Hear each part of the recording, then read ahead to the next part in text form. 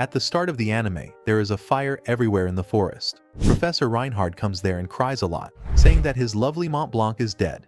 Gesicht is having a nightmare in his room, and when he wakes up, his wife Helena says he has to take some rest. He hears news about Mont Blanc, who is very famous and has a great friendship with children. The news is going on, and Gesicht turns off the television. He has his breakfast and receives a call. He stands up and says he has to go. Gesicht goes to a building, where a person tells him about Bernard Lanka, who's a leader in the robot liberation movement. He's a great advocate for robot light protection laws. A policeman comes to know that a sergeant has died. They go to him, and he tells him that his fellow was also with him when the attack happened. Another sergeant tells about a suspected person who was seen running toward the city. Gesicht runs to catch the person. The person tells him about his dealer, named Schultz, who lives on Karl-Heinz Street. Gesicht says that he killed the sergeants. The men attacked Gesicht, but nothing happened to him. Then Gesicht talks with his seniors, and they hear from the news that Mont Blanc was a true hero who worked for peace. Gesicht goes to Dr. Hoffman for his regular maintenance, and they talk about a few matters. Gesicht looks at the pieces of Robbie, and gives his chip to his wife. She asks him to insert the chip into her body.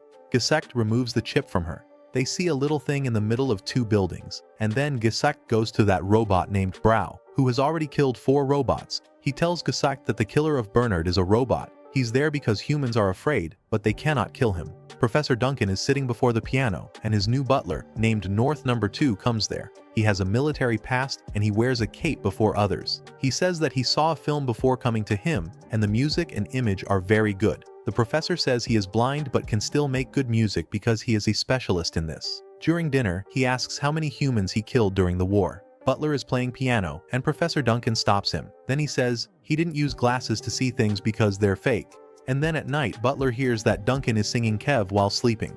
The next day, Duncan is playing piano, and the professor says, don't touch his piano. If music is made by a robot, of course, it's fake.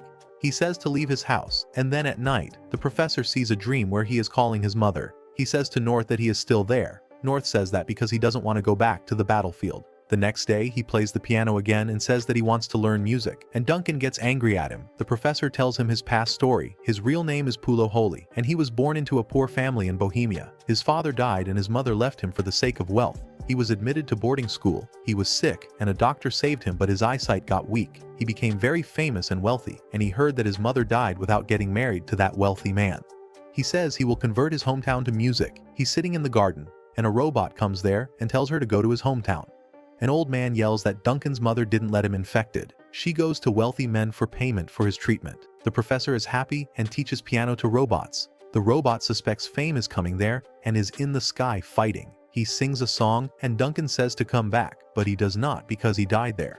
Gesicht meets with a boy and asks if he is Adam. He says yes. The main theme is that Pluto successfully killed 2 powerful robots out of 7, which are Mont Blanc and North. The dead body of Junichiro Tazaki is hanging, and 2 officers say he's the one who gives freedom and equality to robots. The officers talk and observe the things where the incident happened. The other officer says that the person in charge of the case is Detective Gesicht. Gesicht talks to Adam in the restaurant and says he saw him in the news, but first met with him. Gesicht says his power is far superior to his. Adam says he was made like a child and sold to the circus so that people are amazed by him and enjoy it. Then he says that the enemy killed 2 of the most powerful robots, and he thinks that Adam may be in danger too. Adam says he can use his memory cards so he can get some clues to solve the case from whatever he sees and hears. Gesicht gives his memory, Adam learns something, and he tells him he is going to use the bathroom. In the bathroom, he starts weeping and is worried for Gesicht. Gesicht tells him to give Celeste the unwanted data from his chip. When they are going back, Adam says to Gesicht that his wife is very lovely. Gesicht gets angry and says to delete the data. Then he says he is worried for him and hopes they will handle the matter.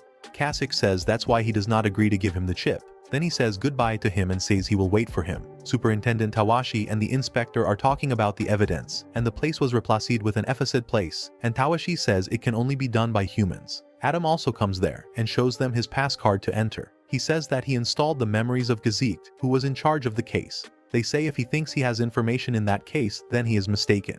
Then the Adam collects some evidence there, like tea, hydrogens, and yokan in the victim's stomach. He looks at the body and the ink in his hand. He goes to Professor Ochanomizu and tells about his scholar, Junichiro, who died. Lester says he was a good man, and then Adam tells him Lanke's passing away. He says Junichiro was looking for a business card. He says to tell him the full information about Bora. The professor tells him the whole story and also the mansion wartime. Brando fights and wins the match, and then he goes back home with Gesicht. His children are very happy and hug him, saying he is the king. Then they ate dinner and they all slept. Brando and Gesicht talked, and Brando is quite happy with his 5 children and wants to live. Gesicht tells him that he is in danger too, because Mont Blanc and North Number 2 are dead. Then Gesicht goes and says he spent a happy time with him. Then he goes to Hercules, who is also a fighting champion, and they talk with each other. He says that if he is worried about his next match with Brando, then satisfy him by saying that he has fought with him many times. Brand is at the window and thinks about Mont Blanc, and then his children come there to complain, but he has to go for some work. Brando is going on the road in his cargo truck. Adam is sitting in the car with the professor, and they are talking. Brando stands his truck on the side of the road, wears his armor, and comes into his robot form. He started fighting there. Gesicht received a stem cell, and Hercules admitted it. Adam also received the signal and told the professor that Brando was fighting with someone. They are going to help Brando, but he falls into the sea and says he beats out and wins. Hercules has data to hold on to. They are coming, but he says he's sending the data that he observed. He also says that he was looking forward to his match with Hercules. Then he sent his family pictures and told Gesicht not to tell him that he was a lucky man. He tells his children not to worry, then they call him, but he never responds.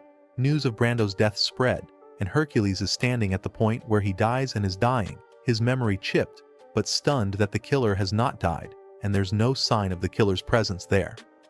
An accident happened, and the animal transportation truck was damaged. The lions and tigers came out of the truck. The sergeant tells the inspector about a little boy surrounded by 5 lions and the tigers are in danger. The police are working, but a little girl goes there and calls the animal toward her. The police are afraid, but she handles them and saves the boys. The police come with their guns, but the girl tells them not to scare the animals. Then inspectors come to know that she is Uran, sister of Adam. Adam comes and apologizes for the trouble his sister makes. The policemen say she proves very helpful to them, and then they go from there. A person comes to meet with the inspector there.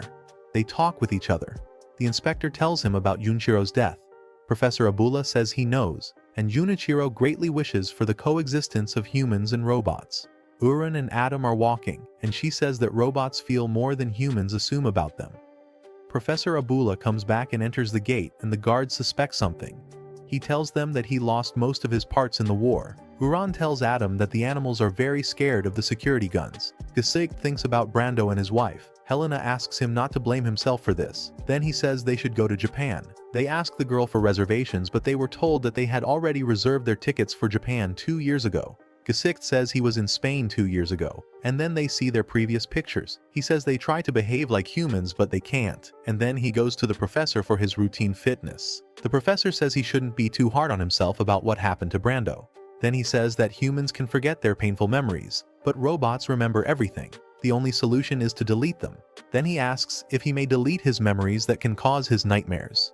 Schelling tells the story that 3 robots are killed and only 4 are left. Gesicht is one of them. Gesicht meets with a detective and they talk about a case.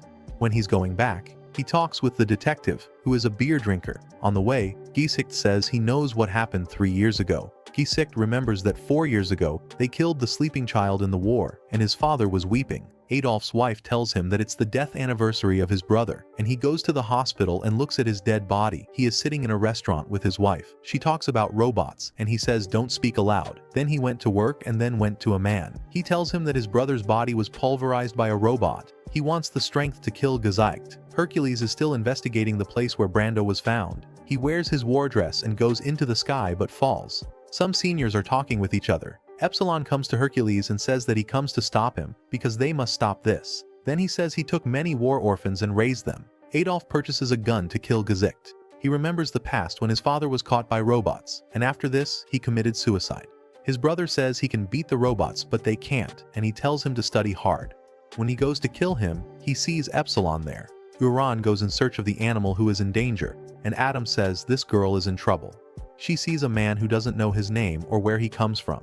He was just running from something he didn't know. She starts to take care of him and gives him food, colors, and clothes, and the flowers bloom there rapidly with that person's magic. A person spreads some kind of virus. Professor Abdullah Uran says to the person that he can make the world colorful with painting. Adam comes there with the inspector and police, and he tells Uran to stay away from this person and the flowers because they are very dangerous. The person lay there and a robot came there. Pluto came out of the water, and Professor Abdullah said it was just Pluto's body. Professor Oshinomizu is sitting in a park with his robot Yujiro on a peaceful Sunday morning. Then he hears some noise, and there he finds a robot dog. He took it home and worked to fix it. He also calls his grandson, who is playing with Bobby. His grandfather tells him that he is fixing another dog. After working all night on the robot, Oshinomizu is unable to fix it. The doorbell rings and Yujiro tells the owner of the dog to come. Oshinomizu asks for his name, and he says that he's Goji. He made the robots one after another, and persuaded him to appear as Atom there. The professor denies it and says he is never afraid of him. Goji says to the professor that he's a very remarkable scientist. He makes some kind of storm, and Oshinomizu receives a call from Takashi, who tells his grandpa that a storm of a strange kind is coming. Goji laughs and says he has no option except to call Atom. After a few times, Atom comes there to save him. Goji runs from there and Atom tells him that he is connected with the police and comes to know that something is happening in his house. Then he tells Uran that he is going to Takashi's house. A person is calling his wife Fatima and his child, who died due to the tornado. Takashi's mother has died, and he is weeping. Bobby tells him to go into the basement. Some people are talking, and one of them says Goji is responsible for all this. Atom is going toward Uran, who tells him to stay away, but he doesn't. He goes to the sky and fights after all this. Uran comes to see him and sees that he has died there. Gesicht sees another nightmare, and his wife comes to him and says to meet with Hoffman. Adolf is tracing him from another building. He's trying to kill him, but he cannot. A person comes to know about Adolf and tells a senior, who orders him to kill Adolf. Gesicht talks with Hoffman and also says he thinks that someone is tracing him. Adolf goes to his brother's grave and a blast explodes in his car when he comes out of it. Gesicht hears a call about an explosion and his wife shows him the news of Adam's death. He becomes unconscious and thinks that his dream is true, and he sees his nightmare, in which Adam is trying to walk toward them but breaks. He says to his wife at the hospital that he has to go, and she says it's okay. Policemen investigated Adolf because they found a weapon in his car, but he didn't tell them the truth. Then the police go from there, and he receives his wife's message, who is worried because he hasn't come home yet. He then receives another measure and starts running, disputing that there may be another bomb there. Gesicht comes there and says he's assigned to his protection. Then he goes to his home, and Adolf's son is very happy and becomes his fan. But Adolf doesn't like him and wants to get rid of him. Gesicht says he felt he didn't like robots, but he ended up being protected by a robot like him. They talk with each other and see the footage. Gesicht says Hoffman is in danger, but Epsilon saves him. An attack comes at Adolf, but Gesicht saves him. He tells people he thinks he's a traitor, but he's a member of an anti-robot organization. He begged before him to save them. If they didn't do anything in a hurry, then they would kill his wife and son. The people of the organization decided to kill Adolf because he could reveal secrets to the organization through Gesicht. Epsilon takes Hoffman to Hercules and they talk with each other. Hercules asks him where the creator of Adam is. Professor Oshinomizu talks with Dr. Tenma and says he created Adam as a masterpiece. He says that Adam is a failure. Hoffman says Dr. Tenma is missing and he thinks he will build his ideal robot. Gesicht is sitting with Adolf in the car. Adolf receives a message that he has to kill Gesicht if he wants to save his family, and he says to Gesicht that he's the one who killed his brother. The professor remembers his talk with Tenma about atoms. In a flashback, Adolf's brother throws a bag at Gesicht, who seems angry at him. At present, Gesicht drops Adolf at a safe house and tells him that he will return soon. Adolf recalls that the droid told him that he would find a weapon near the safe house to kill Gesicht. His wife, Ilsa, and son, Hans, also reach there. His wife asks him what he is doing, but he remains silent. Hans walks into the safe house and likes it.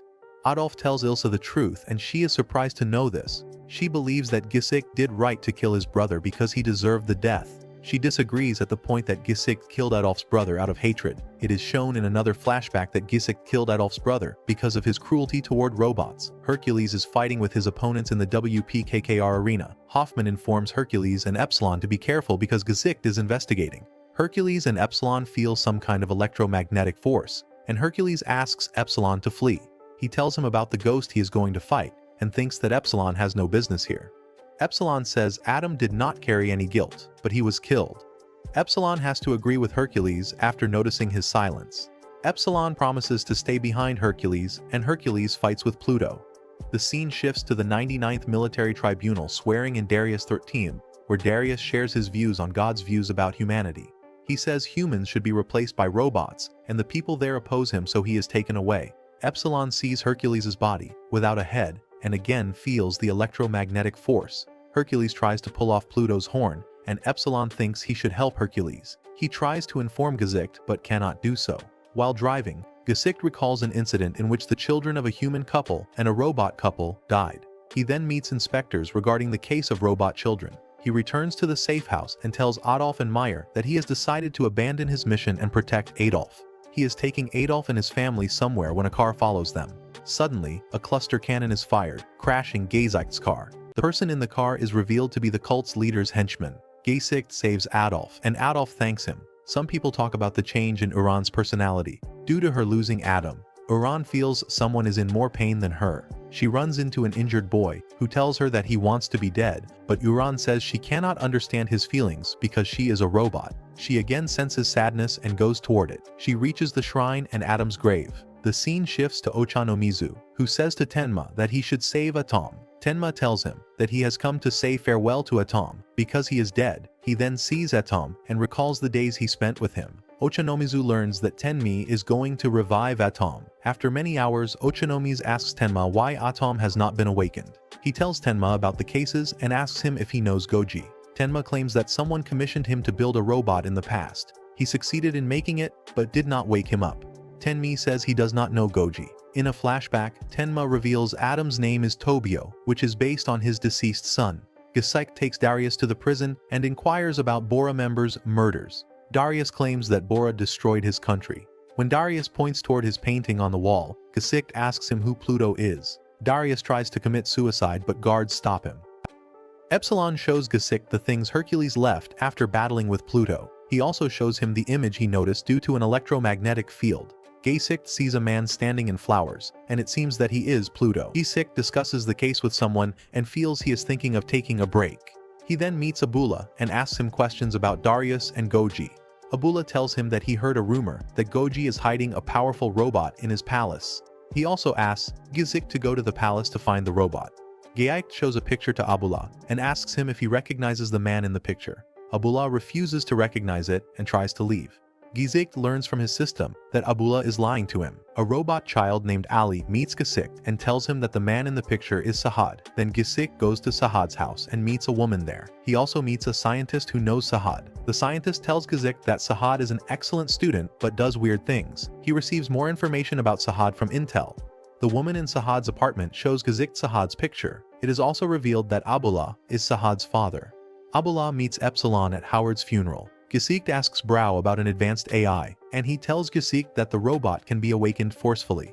Abdullah and Epsilon discuss the war. As he sees human children rush to Epsilon, Abdullah claims that the war has taken his family away from him. Abdullah says he'll be attending a conference soon. He wishes to rebuild Persia by making more robots like Epsilon. Epsilon consoles Wasili, the child. He tells Gesicht would use the phrase Bora a lot because of the trauma he experienced during the war. Meanwhile, Brau informs Gesicht that this perfect robot will develop a habit of lying and that Pluto is most likely performing maintenance at home. Gesicht instructs his fellow men to arrest Abula and announces his plan to visit an agricultural research site in the Netherlands. Meanwhile, a gathering of people appreciated Hoffman for delivering an outstanding speech. They're excited for him to attend the next conference. Hoffman goes to the restroom and runs into Abula. Meanwhile, Gesicht enters the facility and confronts Abula's robotic companion. Zernium and Hoffman's work on Gesicht is discussed by Abula and Hoffman. Abula asks Hoffman specific questions concerning Gesicht's potential flaws. As we transition to Gesicht fighting Abula's colleague, he asks Hoffman what he and his guys would do if Gesicht killed someone. Abula's buddy is defeated by Gesicht, but other clones of his comrade assault Gesicht. Abula likens Brau and Gesicht's homicidal aim to how Bora handled Persia after they invaded the country. He apologizes for his statements but thinks that a robot responsible for killing a human should be punished. Hoffman believes Gesicht would never kill a human, but Abula believes certain authors may have erased Gesicht's memory of doing so. This reminds Hoffman of his interaction with Schelling. Meanwhile, Gesicht's ally informs him that Abula has been sighted in Dusseldorf and will be attending the meeting with Hoffman, which concerns Gesicht. Hoffman enters the elevator with his robot bodyguard, but his bodyguard works for the enemy, putting Hoffman's life in peril. Gesicht instructs his colleague to safeguard Hoffman while he is in Pluto's company. Hoffman questions his bodyguard about who murdered the other scientists. He apologizes for what happened to Persia, but believes that murdering him will not solve the problem. Hoffman's second bodyguard tries to save him, but is killed by the bad one. Gesicht and Pluto continue to struggle, and Gesicht eventually captures him, picturing grieving people and Sahad in a field of flowers. Gesicht reveals Pluto's real name, Sahad, to calm him down. In a flashback, Sahad and Abula are talking. Sahad is grateful that Abula survived the conflict, but Abula is sad over everything he lost as a result of it. Abula takes Sahad to an underground location and instructs him to seek vengeance. Sahad begs Abula to cease, since vengeance just breeds greater hatred. Abula informs Sahad that he will implant his brain into the strongest body available, which happens to be Pluto's. Gesicht asks for a 1-year leave of absence from his job, but Becker refuses. Suddenly, a man approaches Gesicht and asks him to strike a bargain with him. He wants Gesicht to free Pluto, and if he does, Hoffman will be free of the bodyguard's grip. Gesicht agrees, allowing the cops to securely apprehend Hoffman. Gesicht contacts Helena and informs her that he has finished his case and now has a lot of free time. He asks her if they should adopt a child while in Japan. A group of officers arrives at the research facility.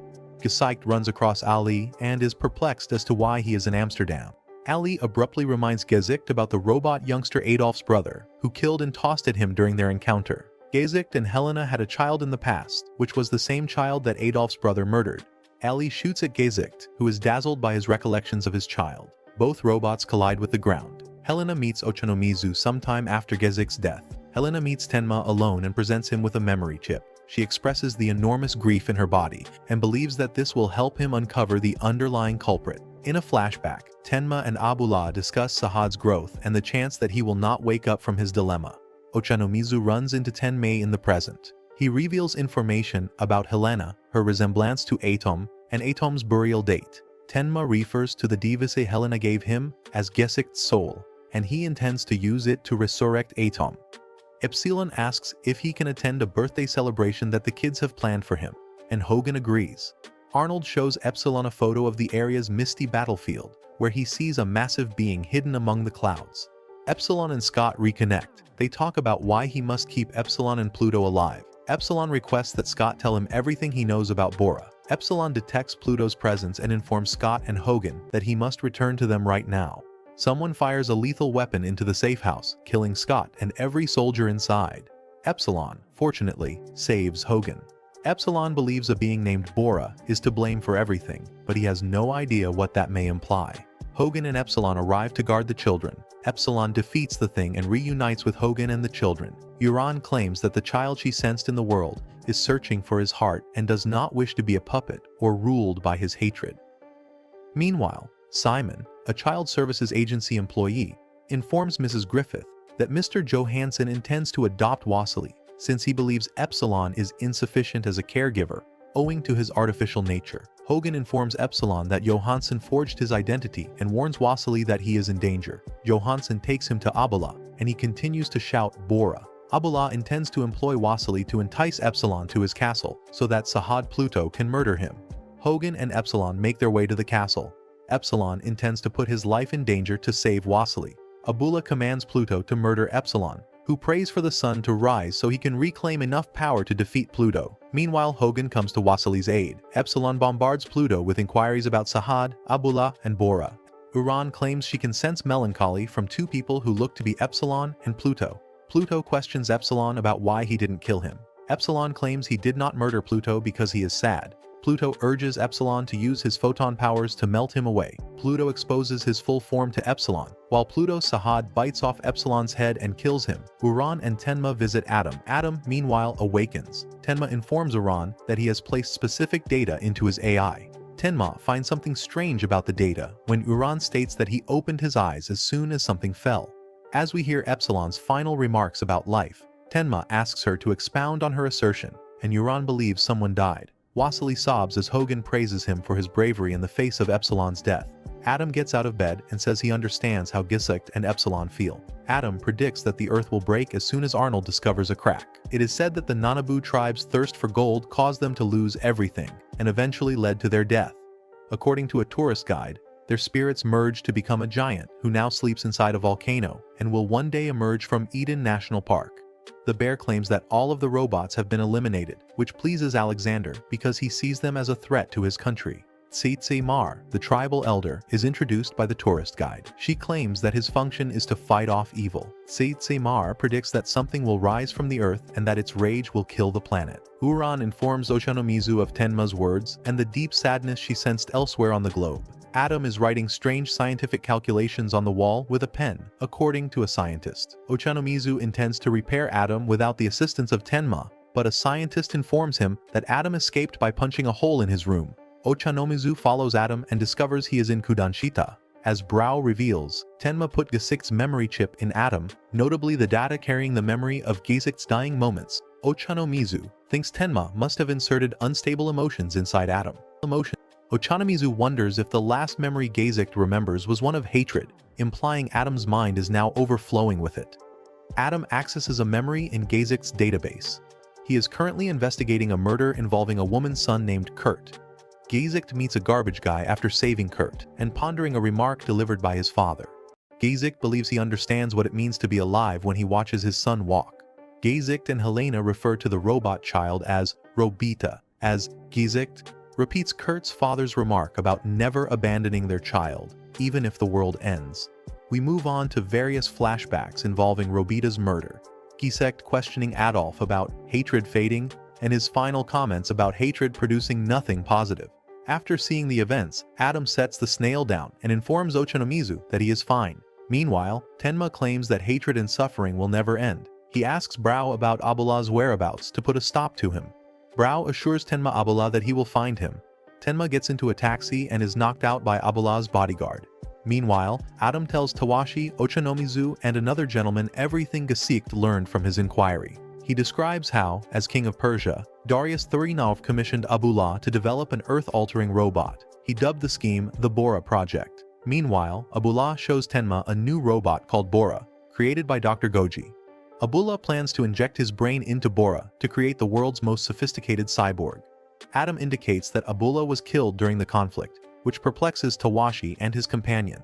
According to Tenma, this Abula was too advanced and did not wake up at first. While Tenma is working on the phony Abula, the bombs begin to cause much of the equipment to malfunction.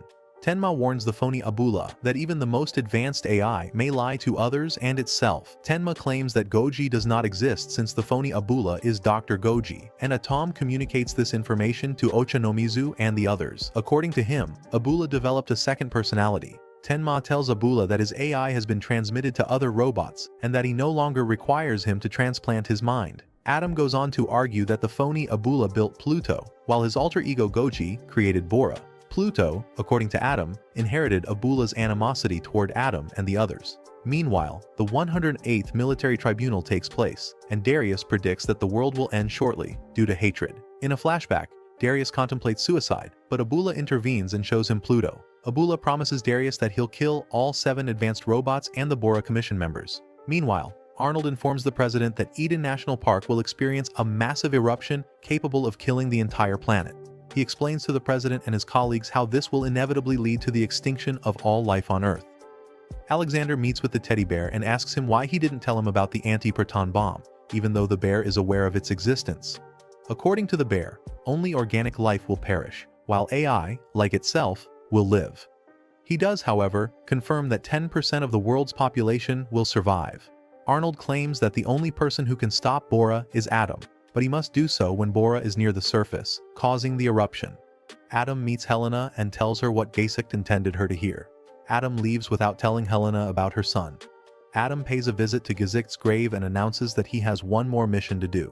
Adam discovers and battles Pluto in Eden National Park. While Adam is tearing Pluto apart, he focuses on the lives of his fallen robotic friends and what they hope to achieve in life.